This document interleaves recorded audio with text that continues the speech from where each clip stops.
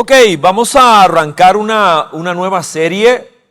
Este año, como ustedes saben, lo hemos hecho subrayar sobre la actitud de un cristiano de cara al regreso de Jesucristo. Por eso, la última serie del año, que es esta, estará basada en el libro de Apocalipsis. Vamos a trabajarlo. Le pedimos a Dios sabiduría, vamos a hacerlo pues de manera metódica. Y para poder aprovecharlo un poco más, quisiera hacer 2 o 3 sugerencias. La primera de ellas es que hay un canal de YouTube que se llama Bible Project. También aparece en español Proyecto Biblia. Y nada más pones esa palabra, esas 2 palabras, guión, y pones Apocalipsis, y te va a dar un extraordinario resumen introductorio a este libro. Lo revisé, lo vi una vez, 2 veces, 3 veces. Me parece que esos 14 minutos que pasa uno frente a ese pequeño video introduce de una manera seria y extraordinaria el libro de Apocalipsis. Así que esa es la primera sugerencia. La segunda sugerencia, ya que este libro es un libro con un nivel de complejidad diferente, pues nos encantaría aconsejarle, sugerirle que pudiera, al lado de la lectura de la Biblia, pudiera hacerse acompañar de un libro de texto. La reunión del sábado y la reunión de hoy en las 8 de la mañana se llevaron todo el material que había sobre Apocalipsis en la librería. No quedó casi nada, pero Geo está comprometida para que la próxima semana podamos tener material para esta reunión. Vamos a guardar un poco para la reunión de las 10:30, que no solo es la más nutrida de nosotros, sino que también aquí hay mucha gente que quiere estudiar, ¿ok? Así que puede pasar y preguntarle a Geo qué es lo que va a ver, pero la idea es no solo en la lectura bíblica y en los mensajes, sino también con un apoyo extra. Y lo otro, por supuesto, es que pueda estar pendiente de lo que vamos a enseñar para que adelante la lectura. Por ejemplo, hoy es el capítulo 1 de Apocalipsis. Y la idea es que puedas leerlo. Leerlo siempre animamos antes, lo vamos a hacer acá y por supuesto estudiarlo en la semana. El capítulo 1 es básico, es introductorio a este libro. Es imposible de entenderlo, asimilarlo, si yo no lo disecciono de manera correcta. Así que, dicho esto, vamos a arrancar. Quisiera señalar en primer lugar en la introducción un par de cosas que son vitales. El libro de Apocalipsis es muy especial porque todos los ríos de profecía de la Biblia que encontramos en libros como el de Ezequiel, en libros como el libro de Daniel, algunas partes de Jeremías, Isaías, todos los ríos proféticos, en Génesis hay profecía, todas las profecías desembocan en el libro de Apocalipsis como un cumplimiento. O sea, ahí es donde encontramos la materialización de todas las profecías que encontramos en la Biblia. Así que este es un libro muy particular y muy especial. No hay que tenerle miedo. Así que es importante saber quién lo escribió. Yo no puedo entender una carta si no sé quién la escribió, a quién se la escribió, qué estaba viviendo el que la escribió y los que estaban recibiéndola. Porque las cosas que ahí dice cobran sentido cuando yo sé quién lo escribió y para quién lo escribió y por qué lo escribió y cuándo lo escribió. Lo escribió Juan. ¿Se acuerda? El discípulo meloso, el discípulo que era una pega con Jesús, el que se le pegaba al pecho, ese lo escribió. Hay debate en algunas escuelas teológicas, pero básicamente el tenor mayoritario es que fue el apóstol Juan. La escribió en una isla, cárcel. No estaba de vacaciones, estaba siendo desterrado allí, fue echado ahí para que muriera. Patmos, esa isla, prisión, era una piedra hirviente, caliente, árida, ahí lo tiraron para que muriera de viejo. Lo desterraron. Deshagámonos de este hombre. Y es en ese lugar de aislamiento, vea qué interesante. En ese lugar ahí donde no tenía con quién hablar, donde no tenía casi qué comer, donde no había nada que hacer salvo pegarse a Dios, es allí donde le llega la revelación de las revelaciones, que es el Apocalipsis, que me recuerda que los lugares áridos son buenos lugares para pegarme con el jefe. Esto fue escrito allá por el año 95. La fecha es importante porque ubica más o menos cuál emperador romano estaba gobernando, cuál era su personalidad. Este Domiciano, que dominaba esa época, estaba loco.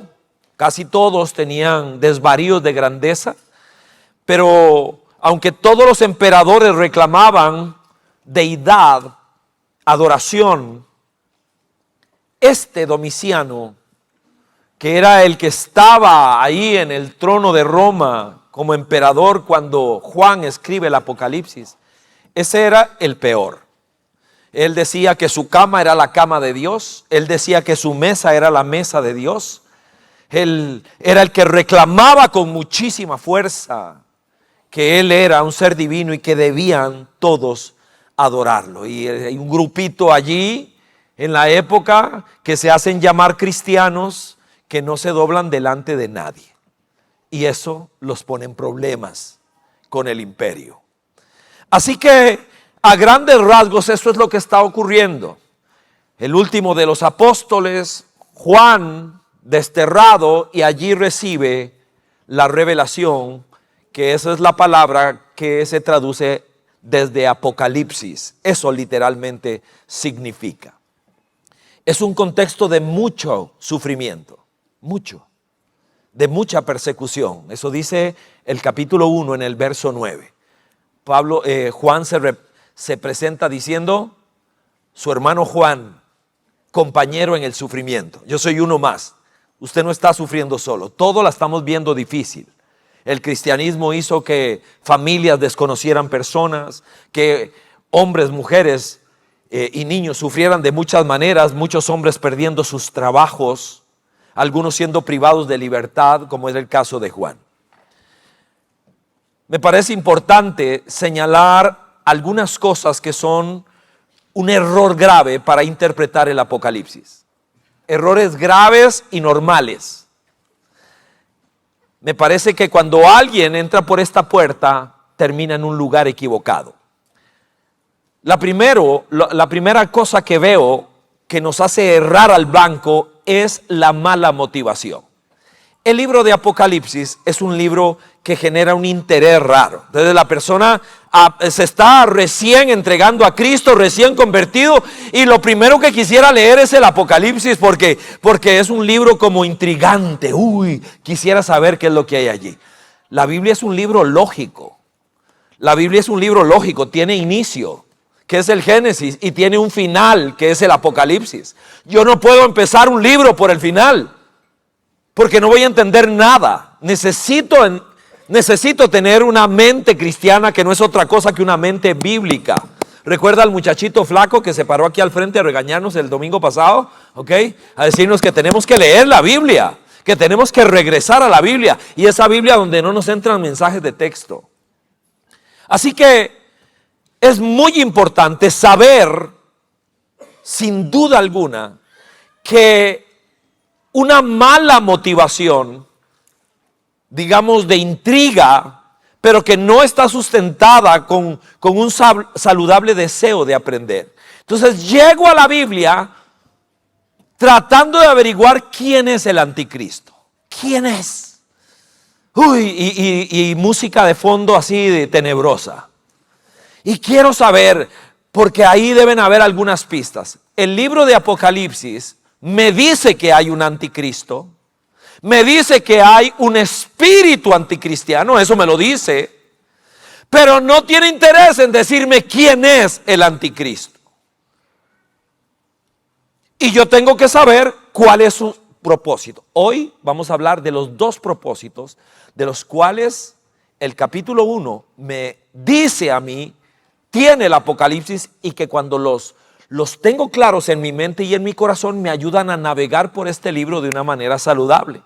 Pero cuando una persona entra con esta idea de que yo quiero saber el día y la hora de cuándo Cristo va a regresar, a mí sí me lo van a revelar. Error. Jesús dijo que nadie sabe.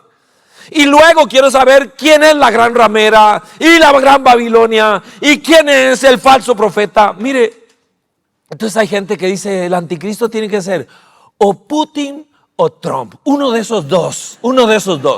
Y si a uno le pongo la camiseta de la liga, fijo que ese es. Y si al otro le pongo la camiseta del Saprissa, ese es. Entonces, porque nosotros tenemos sesgos de que no nos gusta a quien me cae mal, que a quien rechazo, y entonces tenemos pensamientos. Nadie viene en blanco a la Biblia, tengo una historia. Y entonces navego de una manera errada por allí.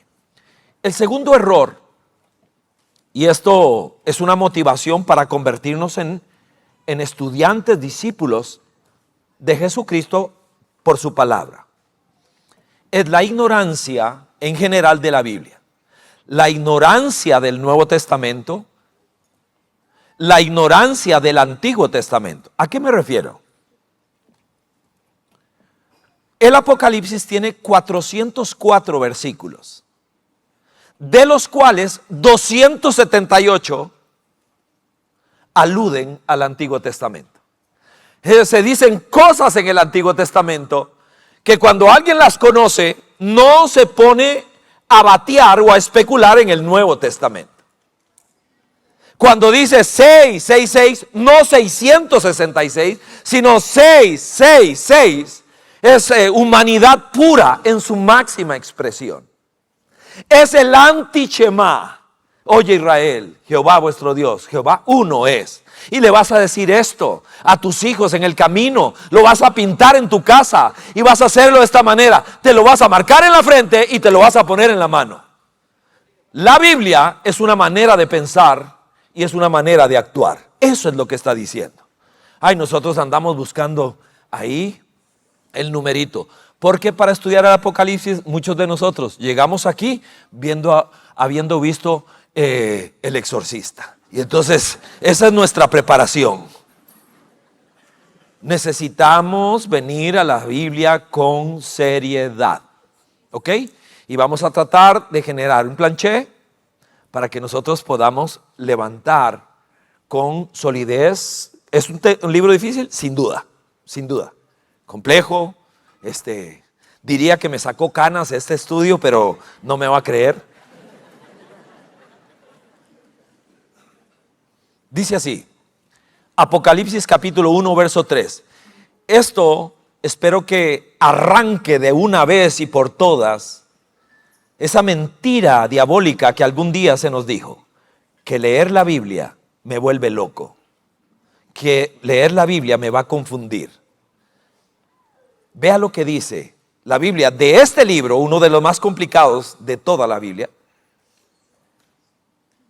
y de la Biblia en sí. Dice 1:3, de aquí toma nombre nuestro mensaje de este fin de semana. Dichoso el que lee y dichosos los que escuchan las palabras de este mensaje profético y hacen caso de lo que aquí está escrito, porque el tiempo de su cumplimiento está cerca. 1:3 de Apocalipsis.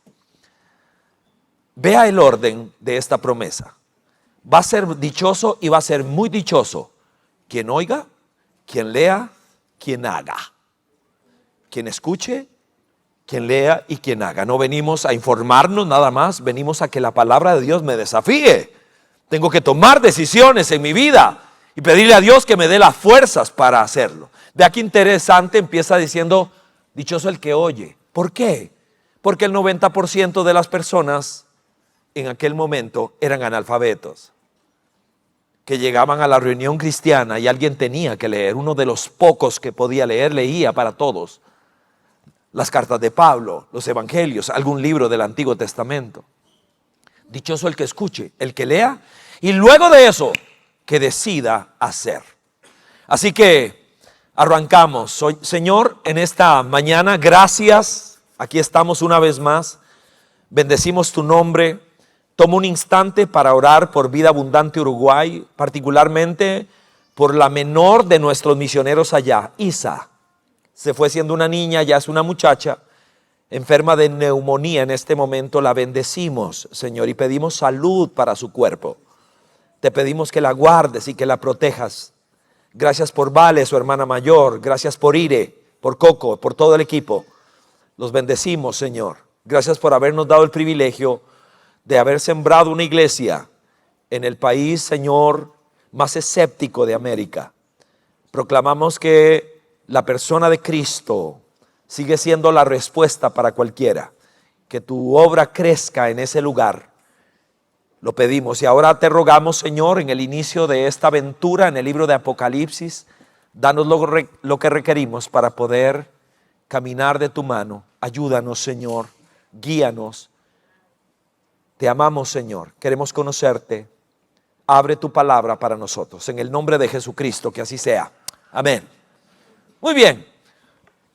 En el capítulo 1, básicamente se desprenden los dos propósitos principales que el libro tiene. Y si yo no los conozco, voy a andar dando sencillamente tumbos por todo lado. Son dos. Uno es la revelación de Jesucristo y el segundo es la revelación de la razón de nuestra esperanza. ¿Ok?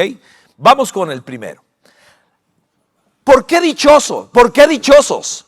Porque el libro de Apocalipsis tiene la meta de que alguien crezca en el conocimiento de Cristo y de lo que Cristo quiere enseñar. Esa es su meta primaria. Revelarnos a Jesucristo. Dice el verso 1. Así arranca el libro de Apocalipsis. Esta es la revelación de Jesucristo. No hay donde perderse. No hay donde perderse. Que Dios le dio para mostrar a sus siervos, no al religioso promedio, no al que anda vacilando, al que está en nada, a sus servidores. Gente que lo conoció, por tanto lo amó y por tanto lo sirve.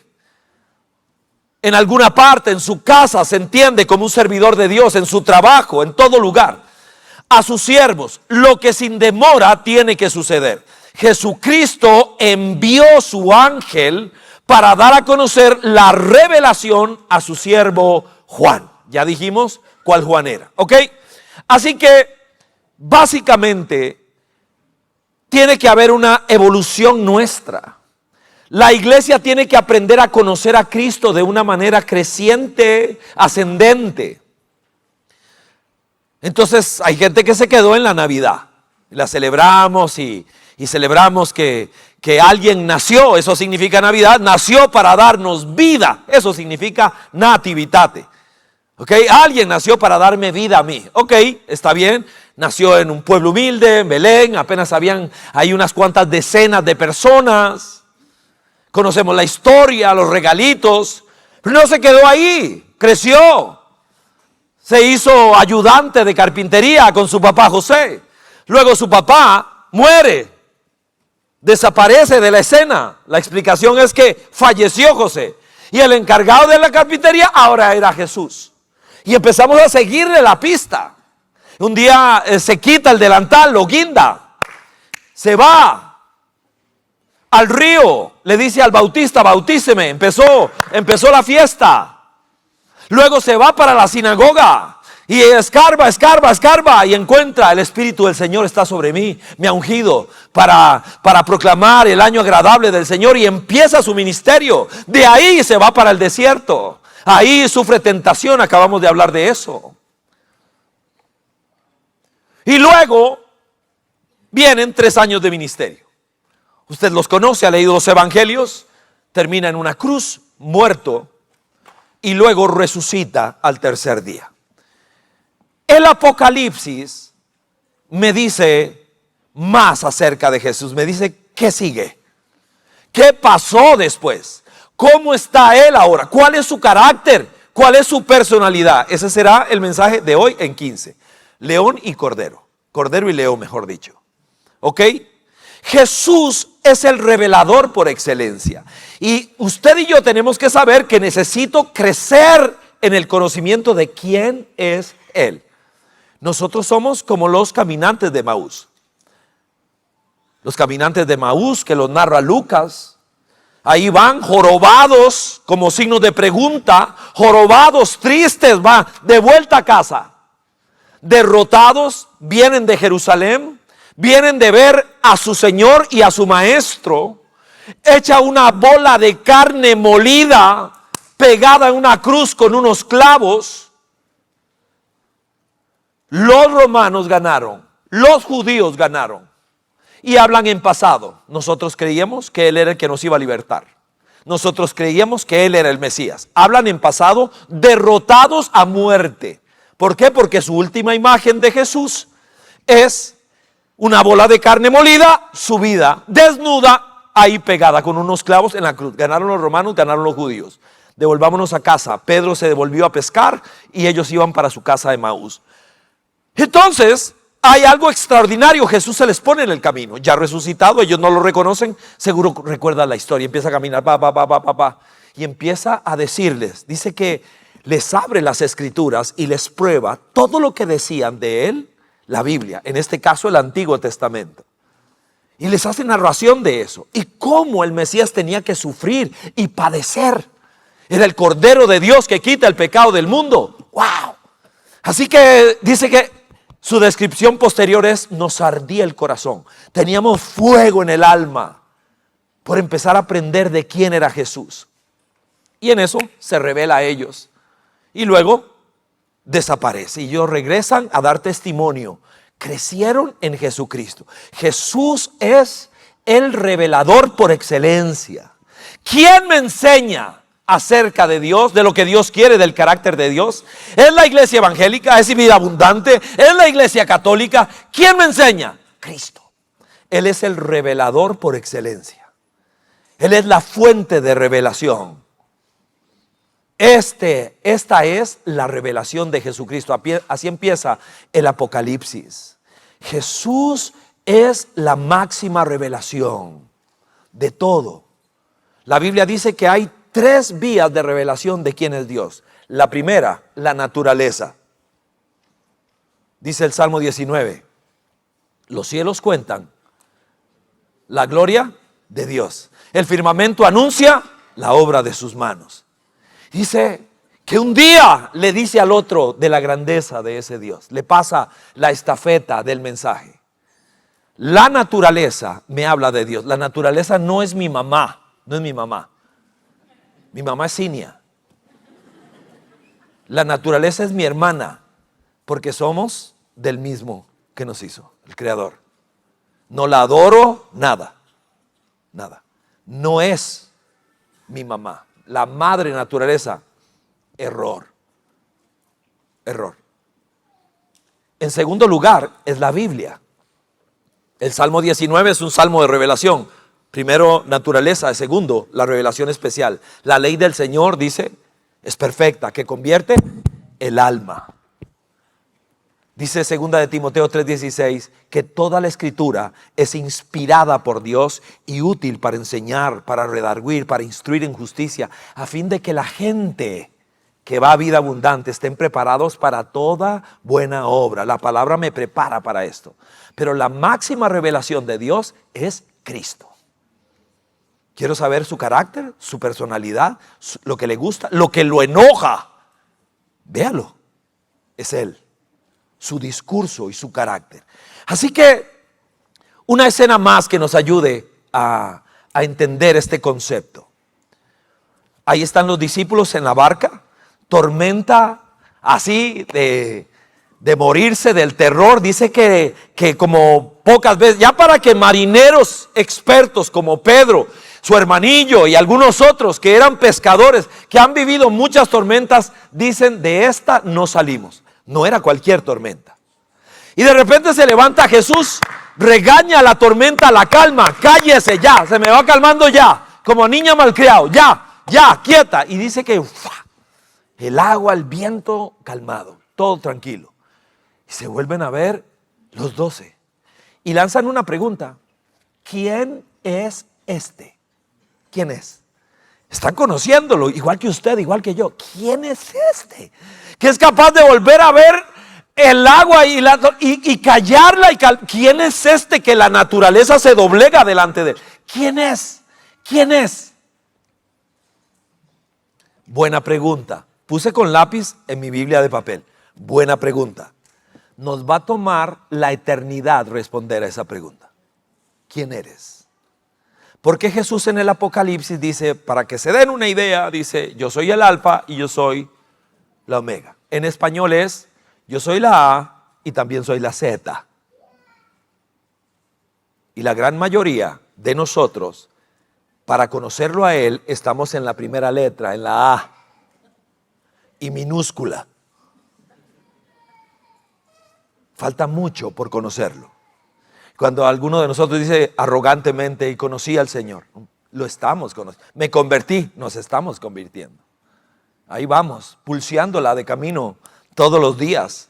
Y el Apocalipsis nos da un gran impulso para poder entender que ya no está en la cruz. Agradecemos que el Cordero de Dios está en la cruz. Ahora quiero conocerlo como está ahora. Ese es el mensaje que necesitamos para enfrentar un mundo anticristiano como el que tenemos. ¿Ok? Pedro en esa escena se tira al piso de la barca y le dice al Señor algo. Es una extraordinaria confesión que habla del corazón de ese hombre. Señor, apártese de mí porque soy un hombre pecador. O sea, esto que acaba de pasar los llenó de temor. ¿Delante de quién estoy? Uy. Y yo con un cero en conducta. Apártese de mí, soy un pecador. Vea qué interesante. Conocerlo es conocerme. Cuando empiezo a conocer a Jesús, empiezo a conocerme a mí mismo. Su luz describe quién soy. Me dice quién soy. Eso le está pasando a Pedro. Está empezando a conocerse porque está empezando a conocerlo. Conocerlo es conocerme. Así que este libro es la revelación de Jesucristo y Jesucristo es el revelador por excelencia. Y una de las cosas más importantes es que me dice quién soy yo. Vea Juan, esto me golpeó porque Juan era el más íntimo de todos. Era su amigo más cercano. Estaban 12, esos eran cercanos, pero de los 12 habían 3. Pedro, Jacobo y Juan. Y de los 3 había uno, Juan. Cuando usted lee a Juan, usted ve que él quiere dejar claro a todo el mundo que él era el más cercano. Cuando narra en su evangelio, dice, y el otro discípulo, al final del evangelio, y el otro discípulo al que Jesús amaba. No dice, soy yo, pero él dice, chivitas, todos los demás. ¿Qué Juan? Al que Jesús ama, así se describe. Pero de repente ya no lo conoce. De repente ya no lo conoce. Este no es el mismo. Dice el verso 12. Me volví, esta es la revelación, ya se le está hablando a Juan. Me volví para ver de quién era la voz que me hablaba y al volverme vi 7 candelabros de oro. En el final del capítulo dice cuáles son estos candelabros. ¿Qué significa? Significa iglesia. La Biblia se explica a sí misma. ¿Ok? Continúo, verso 13. En medio de los candelabros, Jesús siempre está en medio de la iglesia, estaba alguien con aspecto de un hijo de hombre, vestido con una túnica que le llegaba hasta los pies, ceñido con una banda de oro a la altura del pecho. Su cabellera lucía como lana blanca, como la nieve, sus ojos resplandecían como llama de fuego, sus pies parecían bronce al rojo vivo en un horno, y su voz era tan fuerte como el estruendo de muchas aguas. En su mano derecha tenía 7 estrellas, habla de liderazgo, y de su boca salía una espada aguda de 2 filos. La Biblia, su rostro era como el sol cuando brilla en todo su esplendor. Vea la reacción de Juan, verso 17. Al verlo, caía a sus pies como muerto. Este no es el mismo. La última imagen que tengo es descolgándolo de la cruz, pálido, sin sangre. Lo envuelven y lo entierran. Y ahora se encuentra con Cristo, glorificado. Cristo quiere que Él sepa cómo es ahora. ¿A quién le estás hablando, orando? ¿A quién? ¿Cómo es? Al verlo, caí a sus pies como muerto. Lo que no le pasó antes, le pasa ahora. Igual usted y yo tenemos que crecer en el conocimiento y el vislumbre de quién es Jesucristo. Y como hemos abandonado un libro como este, pues entonces no terminamos de entender cómo es Él. No hay, todas las figuras y los ejemplos son burdos, son sumamente burdos. Seguro este también lo será. Eran los tiempos en que de chiquillos estábamos en el patio de vecindad donde vivíamos nosotros. La ropa se tendía, todos los vecinos eran, en algún momento llegaron a ser 8 cuartos, después se juntaron algunos 7 o 6. Y ahí vivían familias enteras. Y en el patio habían cordones donde se guindaba la ropa. Y un día un tipo entró y recogió la ropa. Recogió ropa así. Y me acuerdo de las señoras, ay, y empezaron a gritar las señoras, yo salgo, soy un niño. Y el desgraciado, digo, el chavalo en cuestión, ¿verdad? Agarra y se va. Se va con la ropa. Entonces, no hay nada que yo pueda hacer físicamente. Entonces yo lo persigo. Lo persigo, pero a distancia, no puedo hacer nada. Él va, a veces corre, me volví a ver, corrí un poco más. Una aventura de esas bizarras. Yo no podía acercarme, no podía quitarle nada, soy un niño. Así que ahí voy y me imagino, son muchos años de distancia, que uno le pidió a Dios, Señor, ayúdeme, que Dios me ayude. Y me acuerdo que en una esquina pasó un señor y yo le dije, Señor, ayúdeme. Y él me vuelve a ver con atención. Le dije, es que ese señor se robó la ropa de mi casa. Y vean lo que es la providencia de Dios. En ese momento venía pasando una patrulla, porque este señor se iba sobre el otro. Pero donde vio la patrulla, hace ¡ay! Y entonces los patrulleros se bajaron. Como era un niño, prestaron más atención. La cuestión es que me devolvieron la ropa. Y era no solo la ropa de nosotros, del vecindario. Así que regresé a casa con aquel motete de ropa y me acuerdo de mi abuela y de las vecinas felices, donde yo vengo con la ropa de vuelta. Y ahora yo era súper Ricky. ¿Ah? Yo era el héroe.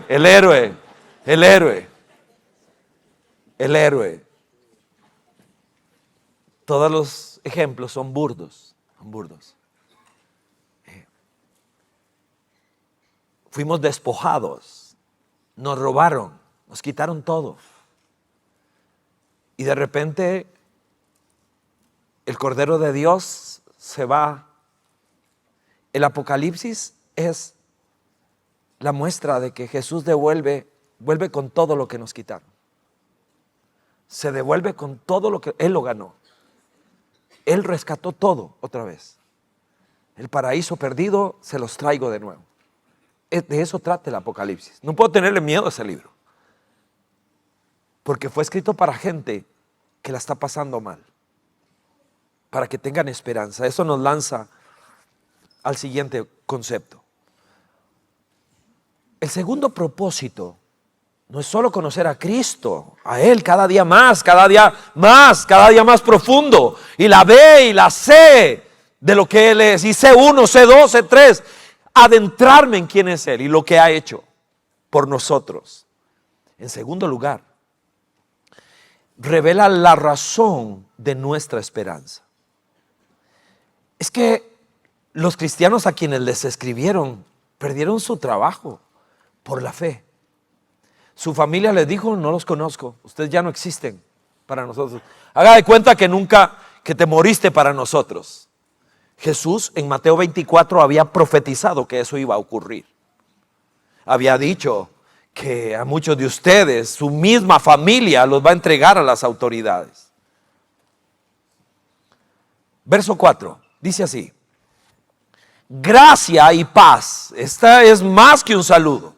Es un deseo, es lo que en Jesús alguien puede encontrar. A ustedes de parte de aquel que es, atención, y que era y que ha de venir. Siempre activo, eterno, eternamente activo, nunca descansa. El eterno gran yo soy. El que se encontró Moisés allá frente a una zarza ardiendo. El eterno gran yo soy. Y de parte, dice, de los 7 espíritus que están delante de su trono. Plenitud del Espíritu Santo. También, verso 5, de parte de Jesucristo, el testigo fiel. Todo lo que diga, póngale la firma. Todo lo que él diga, así va a ser. El primogénito de la resurrección. No le tengas más miedo a la muerte. No le temas a la muerte. La muerte es una graduación para un cristiano. La muerte es la graduación que me lleva a su presencia. No puedo tenerle miedo. Por eso Pablo decía, no me pongan a escoger. Y luego continúa, esto le removió las entrañas a ellos. El soberano de los reyes de la tierra. Y los que recibieron y los que oyeron esto, fueron a la reunión y oyeron, el soberano de los reyes de la tierra. Entonces Dionisiano, que está ahí sentado, no es el rey. Él no es. Aunque dice que es Dios y le suenan las trompetas, Cristo es el soberano de los reyes de la tierra, al que nos ama y que por su sangre nos ha librado de nuestros pecados, su obra sobre nuestras vidas. El Apocalipsis tiene 2 intenciones: que yo conozca a Cristo, nadie más. Lo demás realmente no importa, mientras lo conozca a Él. Y luego, ¿cuál es la razón de la esperanza que tenemos? Porque es que venimos a cantar aquí. Porque es que se nos exhorta a tener fe en Dios, a seguir creyendo, aún en medio de una adversidad que podamos estar viviendo. Lo que está diciendo es que porque Él está sentado en el trono, somos más que vencedores. El Apocalipsis contiene las visiones del Cristo triunfante y victorioso. Ya no es el de la cruz, esa fue una faceta que ya pasó. Resucitó con un cuerpo glorificado y cuando ascendió a la diestra del Padre, asume algo que ya necesito conocer. Porque no es el Cristo de la cuna, del pesebre, tampoco es el del desierto, no es el que anda volcando mesas en un templo, no es el de la cruz, ya eso pasó. Ahora está glorificado. En el Apocalipsis, Cristo no llega para morir, sino que triunfa para sencillamente regalarnos esa victoria a cada uno de nosotros. Revela lo que va a acontecer y cómo debo enfrentar la adversidad. Me da una perspectiva del presente y también del futuro. Y luego me da una perspectiva del futuro para que yo pueda y sepa cómo manejarme en el presente. Me orienta, me edifica y me educa. Afirma los valores que yo debo tener y guardar en medio de una sociedad anticristiana.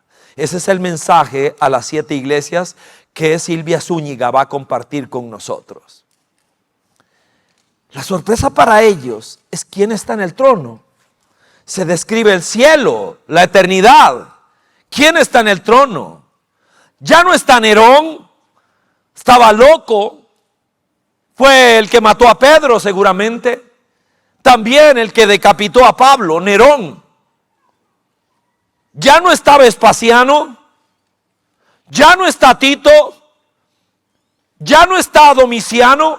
Y si está, ahora quiero darle el lugar correcto a ese trono. Es de juguete. es pasajero. Vinieron y se fueron. Y el Apocalipsis me recuerda quién está sentado en el trono. Y ese es nuestro Señor Jesucristo. Y cambia la perspectiva de una persona.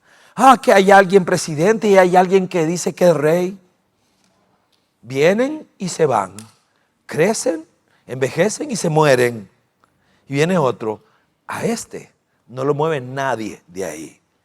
Es Jesucristo. El tema del Apocalipsis es la victoria de Cristo sobre Satanás y la oscuridad. Me alienta, me consuela. Me ayuda a enfrentar cualquier situación que yo tenga por delante. El Apocalipsis es la sentencia de Dios en el desenlace de la historia. ¿Por qué? Porque me devuelve todo lo que yo perdí. Por ser un hombre pecador, apartado de Dios, la paga del pecado es muerte, pero la dádiva de Dios es vida eterna, es gracia por Jesucristo. Entonces, en el Génesis se presenta a Satanás en acción, pero en el Apocalipsis, derrota total de Satanás y final. En el Génesis hay un paraíso perdido. En el Apocalipsis el paraíso es recobrado. Regresamos a casa gracias a Jesucristo.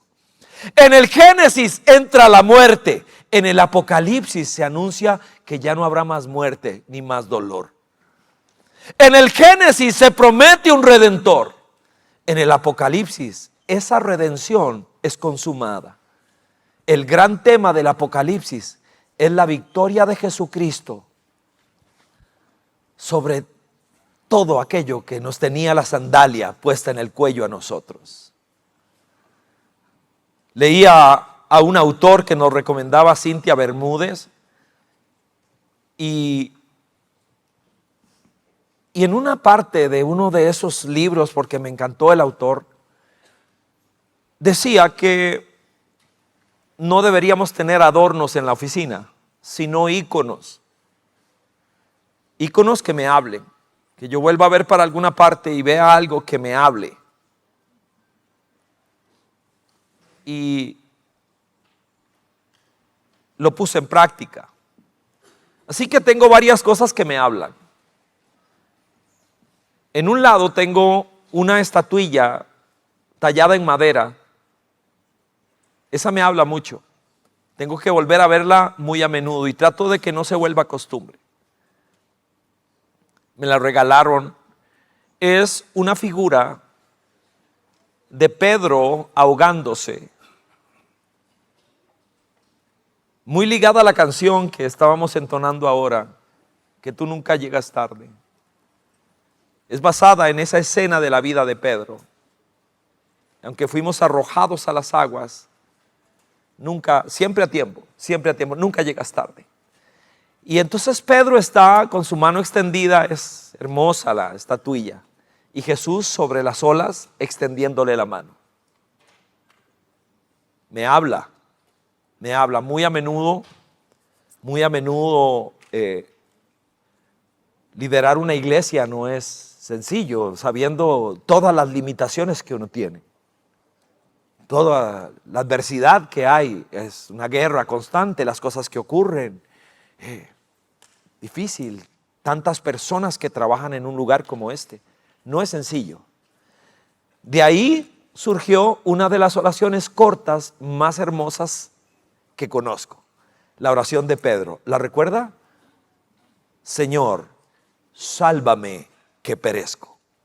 Es una oración corta, pero muy útil, se la recomiendo. Más cuando sale de corazón. Muy a menudo, Señor, sálvame que perezco. Me recuerda que en efecto, qué canción hermosa, Él nunca ha llegado tarde, nunca. Somos más que vencedores.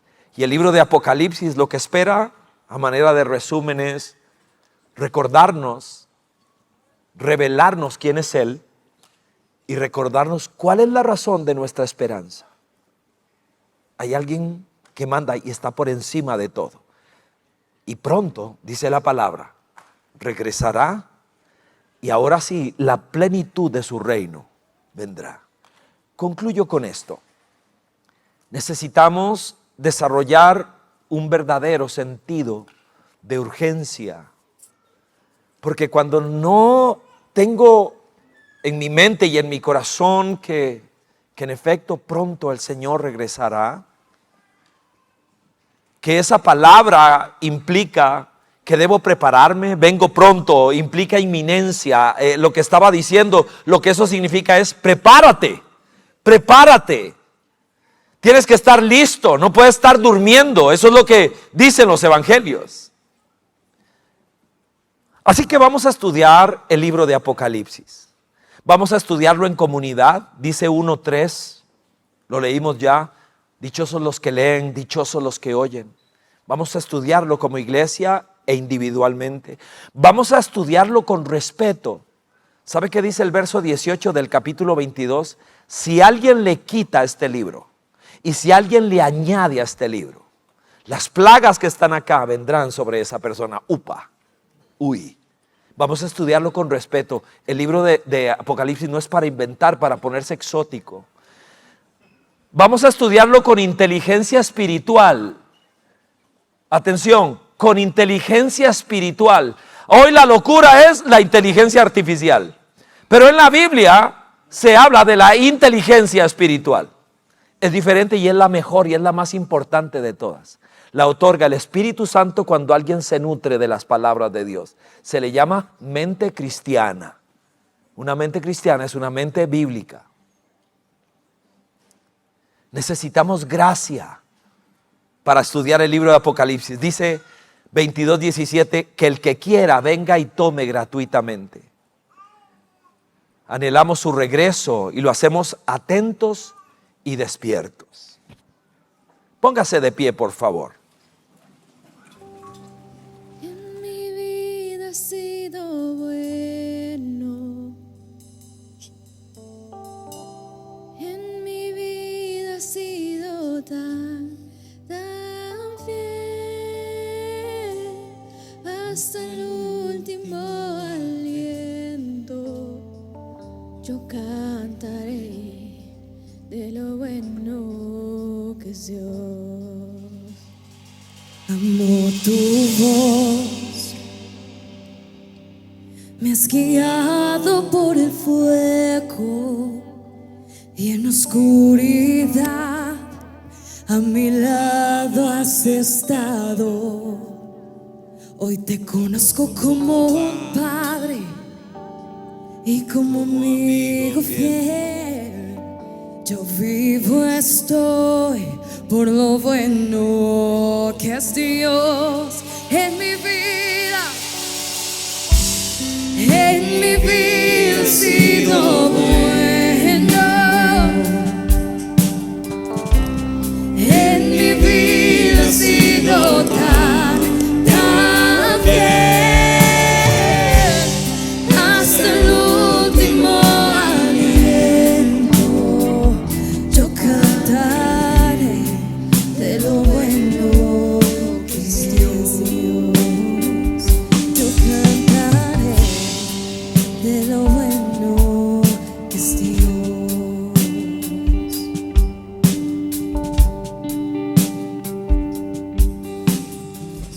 Dios, hoy tu bondad me sigue, me seguirá hasta el fin. Dios, hoy tu bondad me sigue, me seguirá hasta el fin. Mi vida a tus pies hoy yo rendiré, me entrego todo a ti. Dios, hoy tu bondad me sigue, me seguirá hasta el fin. Oh, Dios, hoy tu bondad me sigue, me seguirá hasta el fin. Dios, hoy tu bondad me sigue, me seguirá hasta el fin. Mi vida a tus pies yo rendiré, me entrego todo a ti. Dios, hoy tu bondad me sigue, me seguirá hasta el fin.